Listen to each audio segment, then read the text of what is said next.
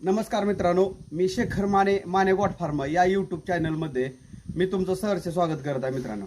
तर मित्रांनो, शेळी पालनामध्ये सगळ्यात महत्त्वाचा विषय असतो म्हणजे शेळ्यांचं आरोग्य.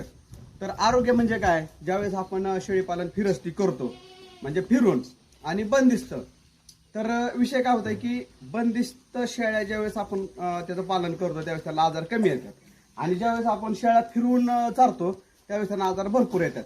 तर आजार काय असतात मित्रांनो? तर काय होत आहे की कवळा चारा, समजा कवळा चारा जर एखाद्या शेळीने जास्त खाल्ला तर त्या शेळीला काय होते, संडास लागते मित्रांनो. मग संडास लागल्यानंतर काय होतं की संडास एकदम पातळ जर करत असेल, संडास लागल्यानंतर ती संडास जर पातळ करत असेल तर आपण त्याला योग्य ट्रीटमेंट करणं महत्वाचं आहे.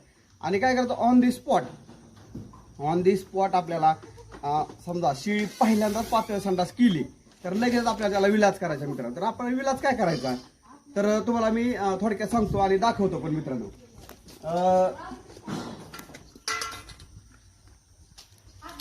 शेळीला संडास लागते मित्रांनो, त्यावेळेस बघा ही सिप्लॉक्स टीजेड बोलस मधन आहे. सिप्लॉक्स टीजेड हे बघा, ही बोलस मधनं गोळी आहे. आणि तर आपण काय करायचं, शेळीला दिवसातून एकच वेळेस ही गोळी द्यायची, दिवसातून एक वेळेस. समजा शेळीला जर आपण आज गोळी दिली ही गोळी आणि जर समजा तिची संडास नाही राहिली, दुसऱ्या दिवशी पण त्या शेळीने आणखीन पातळ संडास केली तर मित्रांनो दुसरा इला सांगतो मी तुम्हाला लगेचच.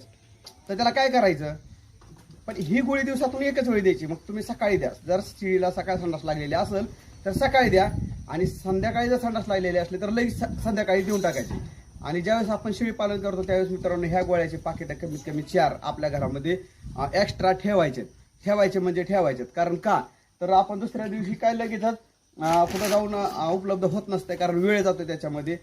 आणि दुसरी गोष्ट म्हणजे काय की जर त्या शेळीची संडास एका गोळीमध्ये नाही राहिली मित्रांनो तर दुसऱ्या दिवशी आपल्याला काय करायचे, दुसऱ्या दिवशी सकाळी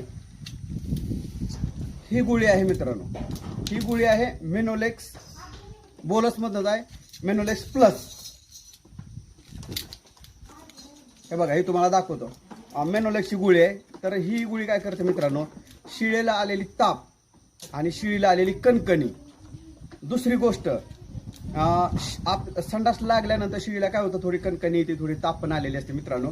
आपण असं समजायचं की ह्या गोळीनं फरक पडला नाही तर काय करायचं, आपण ही एक गोळी आणि ही एक गोळी दोन्ही गोळ्या मिक्स करायच्या आणि भिजायला टाकायच्या मित्रांनो.